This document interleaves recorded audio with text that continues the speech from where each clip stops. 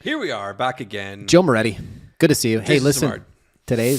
today's episode Yeah, is brought to you by The Expansion, the expansion. Wow. a global private network. That's a big announcement. Yeah, big So a announcement. lot of people are like, well, what is the expansion, Jason? Well, you're going to find out soon enough. Tell me more. The Expansion is a global private network designed to make business education very cost-effective and affordable, to create community and accountability, which is going to be the theme of our episode today. More importantly, when you have a private network, you now have the ability to learn from verified millionaires, but also to be involved in investment opportunities that you wouldn't have as a lone wolf. See, the whole concept of your net worth being directly attributed to your network, that's real, right? Look at some of the most influential capital groups in the world. For example, I'll give you one in Canada here that's near and dear to a lot of people, the Teachers Union of Ontario. Ooh. They have billions of dollars worth of assets, including they own a hockey sports team, the Toronto Maple Leafs. How do a group of teachers do that? Well, you get 55,000 or so teachers, let's just say, you get them together, and everybody pays a small membership fee and dues every month. That goes to create a fund. That fund is now managed by some of the best qualified professionals. Their job is to find growth in the investment portfolio, and so they have been diversifying and buying assets. Pretty interesting. Well, if you have a private network that you get to be a part of, you could have those same types of benefits afforded to you. Yeah, so you heard it here. We're buying Vancouver's next NBA team, so buy in right now. So there's a big vision behind the expansion. We've got some really sharp individuals that are going to be part of this. And if you're interested in leveling up and just curious, want to know more about it, we'd love to talk to you about the benefits because it's going to change the game. 100%. We're really excited about it. But let's talk about accountability. I want to share a story that happened this morning. Oh, please do. I love stories. So every Monday, Wednesday, and Friday, Yes, sir. 5 a.m. sharp, I have two other guys that I go and I do a 6-kilometer run. So we go and do a jog every morning. Are we going to name drop? We don't need to name drop. Uh-oh. Okay. So one of these individuals, well, Adam and Jason. There you go. Adam and Jason are their names. So other Jason? There's another Jason. Okay. Okay. So this morning we're there. Me and Adam show up and it's 5:01 and Jason's never late. I call Jason up. Ring, ring, ring. He's like, hello. Yeah. 5 a.m. right? Like, yeah, it's 5:01. He's like, I'll be there in 10 minutes. Click. He gets there. And I love this about Jason. He's super honest. I'm like, you were sleeping in today, weren't you? He's like, yeah. I'm like, your inner bitch just got the best of you. He's like, yeah. He's like, when I called though, you knew and you picked up the phone, which I respect. Yeah. Here's the thing. Had I not made that phone call, Jason would have slept in today. Today is Monday. Jason now starts the week on a loss. He had a commitment made to show up, do his physical activity. He didn't show up. He did not. But because I made the call, because he had a system and a brotherhood there, I made the call. He showed up. He got the work in, which now sets the tone for his week. Now, what's funny is he got there. Adam was tired and who wanted to sleep in today, but he showed up. He's like, hey, maybe we should walk today. And Jason is kind of like, he's kind of a neutral personality, great guy, super neutral. And I knew that it was on me to decide like, hey, like we got to run today, guys. Like that's what we've committed to. So I said, no, we can't let Jason off the hook. He was going to sleep in, as a punishment. We have to run. So we did the run and we all felt way better afterwards.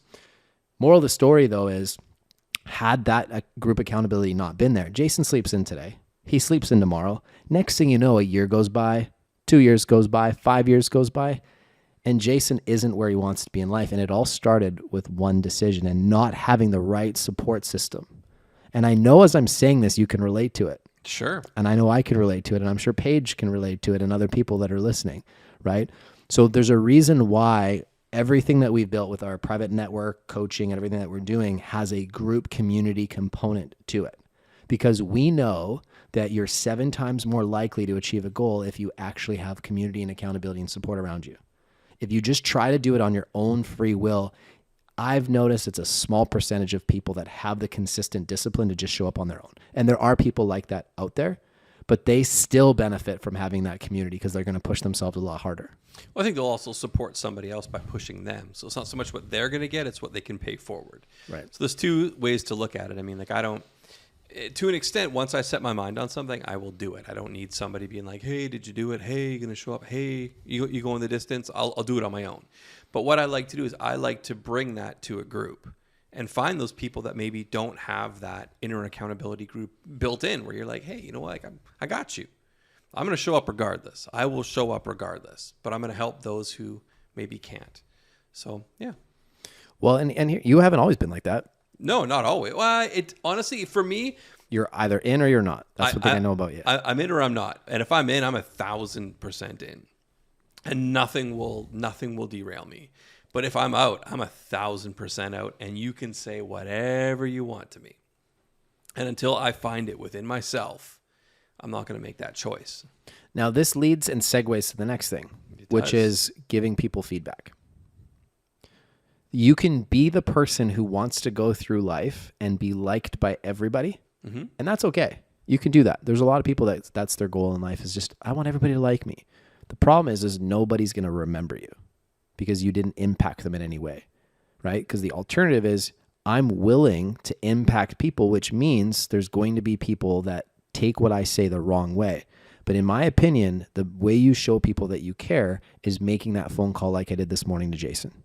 By me calling Jason and calling him out, it made him show up today, right? Which made him get his week off to the right track, and he got a W because he had a brother that cared enough to call him, right? It's like we've talked about in the past, right? When I pushed you and I was like, Joe, 6 months I was there on you, right? Now you're changing that and impacting others. So accountability is something we all benefit from, including me. I know that I would not have the financial results or the physical results if it wasn't for the support system that I've put around me, because I know that I do better with a group. Can you guys recognize this in yourselves if you're listening to our podcast? Or you maybe that person that's like, man, I really could benefit from community and having support around me? I know I'm not the only person. In fact, I'd bet you 95% of the population at least would benefit from having some group level of accountability where people don't tell them what they want to hear. They tell them what they need to hear because they care. It's a fine balance, right? It's a really fine balance between like asshole, son of a bitch, and supportive. Like there's a lot of gray area there, right? So I think a lot of times you choose your audience, but you also choose what hill you want to die on. And I mean, in the industry that we're in, that has to be action. Like that has to be the hill. I mean, what's the fail rate for agents these days? Was it 86, 86, 87%? Yeah, right. Like it's crazy. So what separates those 86 from the 14, right? What is it? Well, it's structure, it's process, it's discipline. Skills. Yeah, right. What to me, skills falls into process, falls into structure, right? Those are the three pieces I think that are missing when people come in. Like, well, what should my day look like? Do I have the tools and the skills required to complete it? Well, then do I want to complete it? Yes or no, right? So again, structure, process, discipline. And I think that when we look at something like the expansion, right, the network that's currently being created, I think it offers an amazing balance of those three. And I'll even push it a step further because there's that magic number 4, which is a community of people moving in the same stream as you. Right? You're not fighting sort of like this uphill battle by yourself. You're surrounded by a whole bunch of other people that are doing the exact same thing. So again, for me, it's structure, process, discipline, and then an environment to flourish. When you look at flowers, right? The flowers need to bloom where they're planted. And I think that's so important is we're giving people that place where they can bloom based on those 4 tenets. Yeah. Love it. Love it. Anything near dear to your heart, Joe, that you want to cover today? Man, yeah. We got any grievances? What's going on? Talk to me. No, man, I got no grievances. I got no grievances. You know me. Like I don't, man. I'm water off a duck's back, baby. But yeah, it's been. I want to build on one of those tenets, which is the people that you surround yourself with. Because something very interesting happened about a week and a half ago. Like it was a defining moment, I guess, in my relationship with you. And now you're like, oh shit, look at you. Now you're like, oh, tell me more. The shoe was finally on the other foot, Jason. You're always like, oh man, thank you so much. And I always say to you, hey, if the shoe was on the other foot, you do it for me. Well, fuck me if that shoe wasn't on the other foot. Do you know what I'm talking about? Or No. are you just like, no? See, Well, I will when you start telling me. you will when you say that.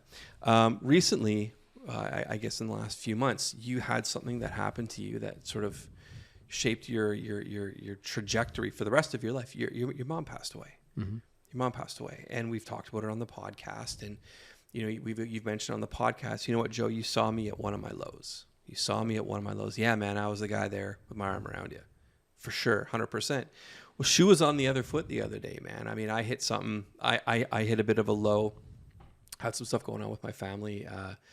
Had a relative diagnosed with stage 4 terminal cancer, and it destroyed me. Like this is like, it's not my mom, not my dad, but shit, man, might as well be just as close.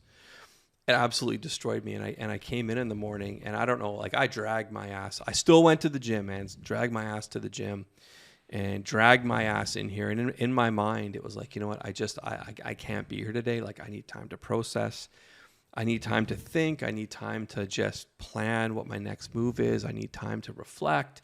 I need time. And in my mind, I rationalized, I'm going to walk in and I'm going to say, you know, I've never pulled this card, but I just need a few days. Like I just need a few days. So I'm sitting in here thinking about it. And then you came walking in, and you and I have known each other long enough. I can look at you. You can look at me, and it's like, what's wrong? Nothing, I'm fine. No, you're not. Joe doesn't have a great poker face. It depends on what it is, man. It depends on what it is. But with me. Yeah. And I guess after a while, you and I can see through each other's bullshit. Yeah. So it's kind of, know. You just know, right? And again, I just started like, the emotion just came out. And it's funny, you know, you sat down there and you're like, you know, man, hey, like, tell me what's going on. Like, what can I do to help? And I couldn't get the words out that, hey, man, I just want to go home. Like, I just need to just go crawl in a hole and die for like a day, and I'll come back stronger like a phoenix. I'll be reborn from the fucking ashes. Couldn't get those words out. And just when I thought I was about to get the words out, you said something to me. You said, you know, Joe, the show goes on. You said there's 85 people on a Zoom call and they're waiting for you. You could have said something. You could have gone a total different direction. And you could have been like, yeah, man, I got you. I also didn't ask. But it's almost like we had that unspoken thing, man, where you're like, you knew what I needed in that moment, which was get to it, man. Put your head down. Soldier through. You'll feel better. And man, like I did. I was still a bit of a write-off for the day, but I showed up when I needed to. And I showed up with value. I showed up with intention. And I brought absolutely everything I had. I left every emotion, every tear, everything on the floor. Gave it all I had, man, for 90 minutes. Hard. And yeah, man, it was just a huge defining moment for me, because I could have backed down in the face of some type of personal tragedy, but I didn't. And just you came through in that one moment, and you were that one voice that wasn't like, again, like your buddy Jason. Hey, you know what? There's 2 ways you can go. You can sleep in, or you can show up and you can run that 6 kilometers hard. Yeah, and I got to put this into context for people who think I'm a hard ass. No, it's not about being a hard ass. Well, no, it's because there's going to be people, Paige probably looking at me like, you're a hard ass. I get it. Perception for some people may be that. But let me explain it. First off, you just got off telling me about a documentary as well, right? About the Robbie Williams documentary. Yeah. And how he had to like fight through his own demons and like go on stage and like had debilitating anxiety. And here's the thing, Joe, okay? You're in a very influential role. You're the president of 2 big companies now, 40 or so families depend on your decision-making skills. We have hundreds of people in our private network and coaching that really depend on your brilliance. And unfortunately for you, unfortunately for you and me, is that we are going to have adversities and things that are going to hit us. And we cannot be those people that can't show up and perform on stage. We have to figure out how to do it, right? Like we just have to. And I know that sucks, but when you're in a leadership role, that's the price that you pay to do that. And I think sometimes it's tough, man, because I could have given you the easy road out. I totally could have. But I know had you done that, it wouldn't have made you feel better. You would have just gone and thought about it, wallowed. And trust me, I lost my mom. I spent 3 days on my own trying to like work through my own thoughts and everything else. And honestly, it was horrible. It didn't help me at all. And I think you and I have some similarities. We get a lot of purpose from the work that we do and when we impact others. And I got to tell you, the feedback that I got from the people that you went on stage with, none of them knew what you were going through before that call except me.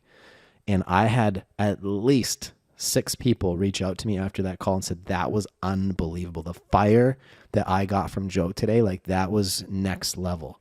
so good. That's what leaders do. Leaders are able to park things in the moment and show up and deliver. Because, like, look, man, we're in the middle of a war. Do you think you and I get to sit there and wallow and feel sorry for ourselves? We don't.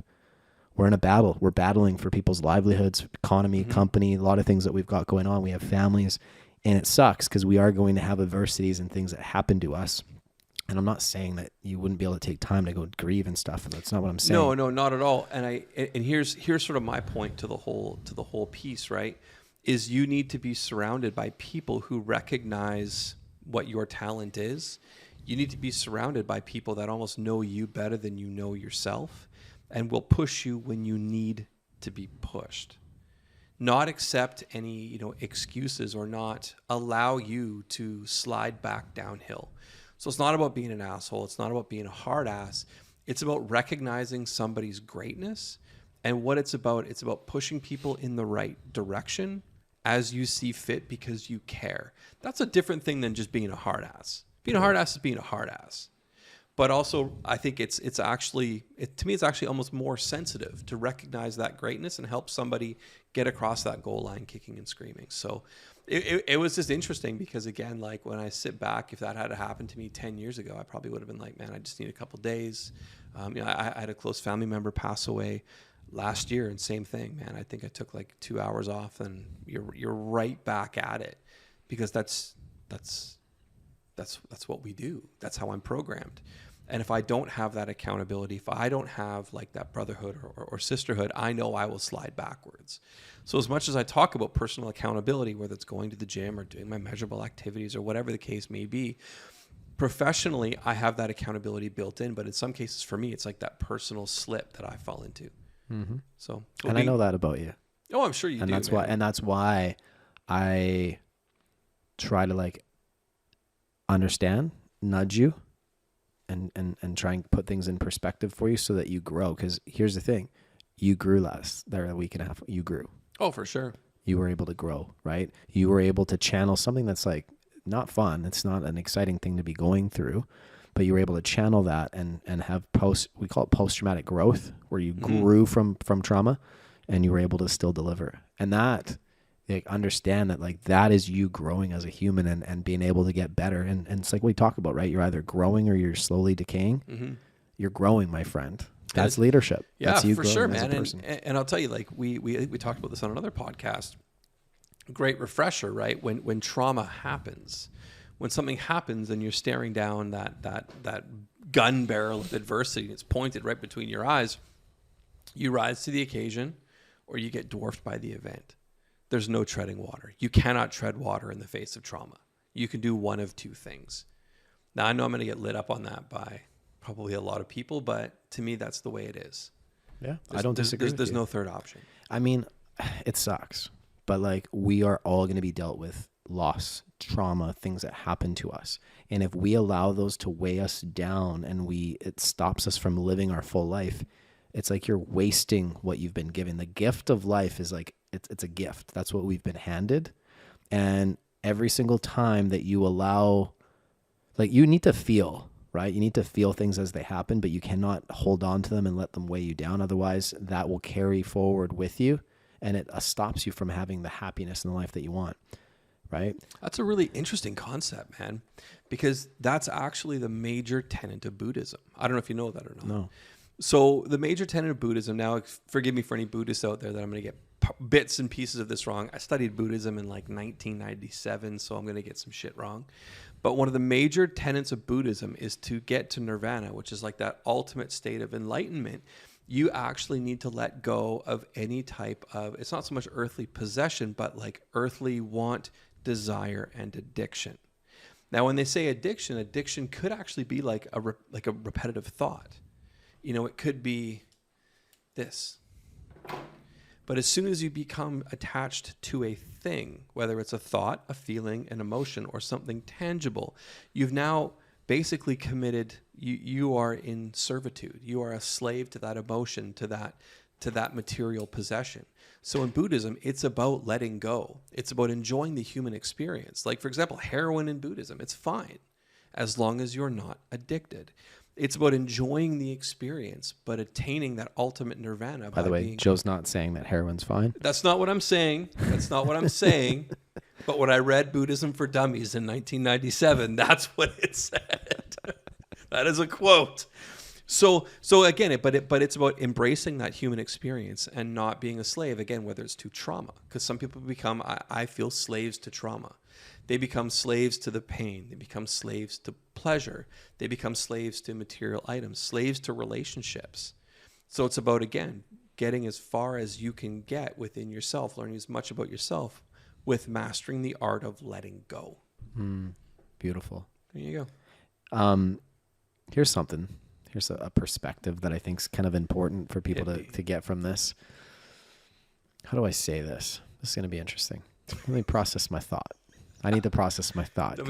Sometimes you think something, then it comes out, and you're like, we have an editor, man. We have an editor. Yeah. Let me process. Let's get this thought edited. If it doesn't go right. You know what? Fill the space for a second, because I really want to process this thought, because I think there's value in what I'm going to say, but I don't want to say it wrong. I know it's weird. You want me to fill the space? I want you to fill the space. All right. Share some brilliance while I gather my thought here of what I want to say. For sure. Because it's going to be brilliant, but I need a minute. 2 Italians and a rabbi go into a bar. I'm just kidding. Yeah, you could tell a joke right now. That'd be perfect. I could tell a joke. Again, man, I don't really want to get us canceled like right away. Get us canceled, please. It'd be great. Get us canceled? Yeah, go for it. Say a good joke. Let's hear it. Say a good joke, man. It's funny as soon as you get put on the spot.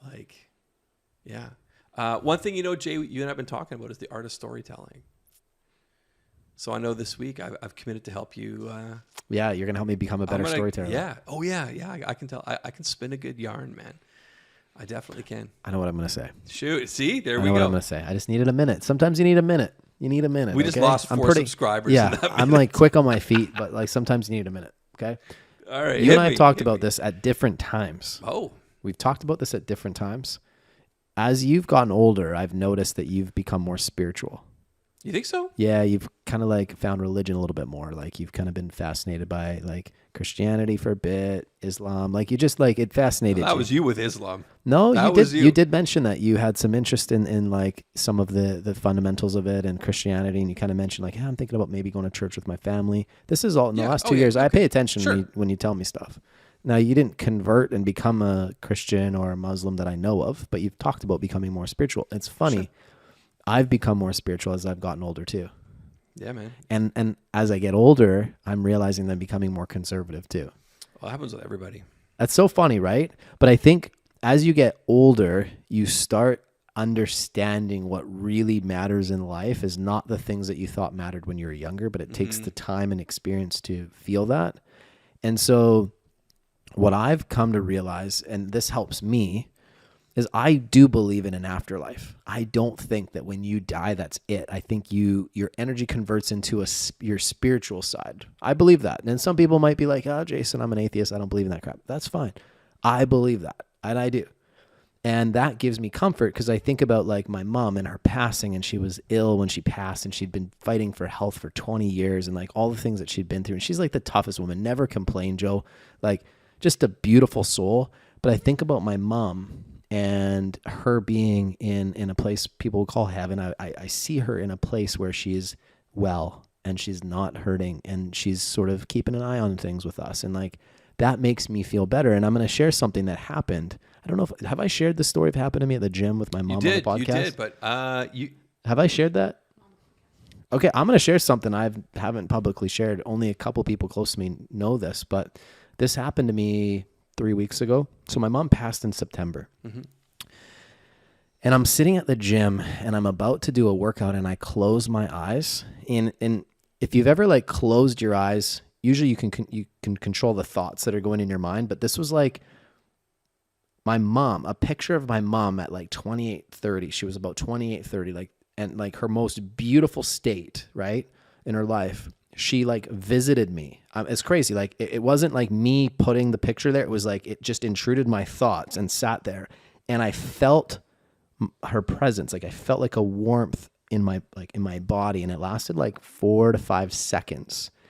And I felt like this just beautiful like peace. Like my mom was there with me, and there was a vivid photo of her that just like appeared in my thoughts as I'm there, and I'm like very lucid. Like I've been in my workout. I'm very awake. but I felt my mom visit me, and it's like the first sign that I've received since my mom's passing. And it was a really beautiful thing that helped validate to me that I really do feel that like you don't just die. I feel like there's another realm that we go to. And again, some people might be weirded out by that, but I think there's a lot of people that are like, no, this makes a lot of sense. And as I speak to people, this isn't uncommon. If you talk to people that work in those wards, what are those wards where people go to pass? What do you call those? Palliative care. Palliative care. You speak to people that work there for 30, 40 years, the stories and the things that they'll share with you will make the hairs on your arm like rise. And so I have comfort thinking that. It gives me comfort. It makes me, like people are like, why aren't you I guess some people expect me to feel a certain way because my mom passed, but they also don't know that like for 20 years, I've lost my mom almost 6 times. So I've mourned her death so many times throughout 20 years, like the pain that I felt, I almost like had prepared. And could you imagine for 20 years, you're thinking, is today the day where I get the call? Is today the day I'm going to get the call? For like 20 years, you pretty much, that thought almost goes through your mind every single day. And I feel at peace with my mom now. I feel like she's in a good place. I feel for my dad. My dad's really struggling with her passing. Like it's really it's tough. They had that beautiful, like old school kind of codependent relationship. And I know he's really struggling, but I'm at peace with it. And I think, I don't know, some people expect me to feel a certain way, but it's like, I feel very at peace with it. And I just feel like she's still with me. I can communicate to her. It's not the same as picking up the phone, but I feel like I can still, communicate to her by just thinking about her and the memories and like what she did for me. Does that make sense? And I'm saying this because I'm hoping that it might help you find comfort with something that's going to happen to you, Joe. You're going to have loss in your life. Oh, for sure, man. And trust me, I've had trauma, brother. I mean, I've seen some shit. I've gone through some shit. I lost my best friend at 21 years old, right? And when the night my best friend passed away, well, I guess the day my best buddy passed away, went to bed that night, and I had this dream that I was running this cross-country race. It was on a track, but the track went through like this forest, and it went on forever, man. And I'm like running in this race, and when they fired the gun, we both start running, and he's running beside me. And this was the day he passed away, right? So he'd been gone for maybe 20 hours, right? So this is like the next night, and he's running this race with me, but there was like battery acid in my lungs. I was running so hard, but he just kept running faster. And it was right as the sun was going down and the track started going into this forest. And I remember yelling at him, and I'm like, Jeff, stop. Like, Jeff, I can't keep up. Like, you're going somewhere that I can't go. Stop. And he looked back and he's like, it's okay, Joe, I'll see you at the end. And kept running right into the forest. And I couldn't find him, and kind of had like solace being like, all right, maybe that was like the final thing, man. Like, don't worry, bro. Like, I'll see you again. Just keep running through the forest, man. I got you. So I get it, man. I totally get it. I'm a huge believer in some type of afterlife. I think that energy does transfer. The part that I've always struggled with, and I don't know if it's what you call it organized religion, or like the whole, everybody's got a kind of a different concept of it. I guess the part that I like to think is, I like to think that, like, for example, like Jeff or my cousin Patrick when he passed away, or any of my family that's gone before me that I've been super close to, or close friends, when that's happened, I like to think that they can see the things that I want them to see. Because if I look at some of the heartbreak and ruin and destructive things that have happened to me, or those things that I've done to other people, I can't imagine my buddy Jeff looking down. It would break his heart. And so for me, I kind of have this thing where I'm like, he's watching over me, but then I'm like, oh man, like, did he see me masturbate? Like, fuck. So again, like, so I've done some research on this. I totally broke the mood. I know I did. I've done some research on this. Not that I'm running around the bathroom. And so from a accredited psychic medium out there who I've studied, people have asked him this question, and here's what he said. Shoot. He says it's like in the real world how there's like a level of privacy. So yes, could technically that person see that? Yes, but is it something they'd want to see? No. So like they're not sitting there. What, like, do you know what I mean? Like, could I like creep in your house and hide behind a curtain? Maybe, but that'd be really weird, right? This guy's gonna have some major shit on me when we both get to heaven. I don't think that's the case. No, and I'm just being facetious. But like, let's say something horrible happened to me and I get in a car accident, right? I could only imagine him sitting there being like, God, like tap me in, like tap me in, and going mental. It'd be torture for him, not so much for me. So again, like I sort of look at it, and I've kind of developed my own sort of theory. Right. I think that wherever those people are, right, they can see us when we need them to see us. And they can they almost have that connection where they're like, yeah, like your mom, like, you know what, now's the time. I think Jason's receptive to it. So when you close your eyes, that's when you're going to feel your mom. But I'm a huge believer in like ghosts and the paranormal. And I never used to be, but then I lived in a haunted house. So yeah, it's very interesting. Yeah. I mean, again, some people are like, this is crazy. This is not at all what we are tuning in for. But like, hey, you never know where it's going to go, man. Sometimes it's good to get this stuff off there because you're going to deal with stuff. Yeah. And maybe you're somebody listening right now and you're holding on to some things and you're not able to let them go. I got to tell you, like, if you can find forgiveness, it's the most freeing thing. It doesn't mean you forget, but it frees you. Because what happens when you hold on to stuff that's negative, it holds you back from the true happiness that's already built within you. Like, we have everything in us right now to be truly happy, but it's a choice. It's a choice. And are we choosing to allow the past to dictate how we go today? I agree. And I think that's like what we'll end on, right? Make a decision. Don't allow the traumas that you've gone through, feel them. Some people try and manipulate situations in life so they don't have to feel, and they try and manipulate and try and get people to act and behave a certain way. Like, that's not a way to live.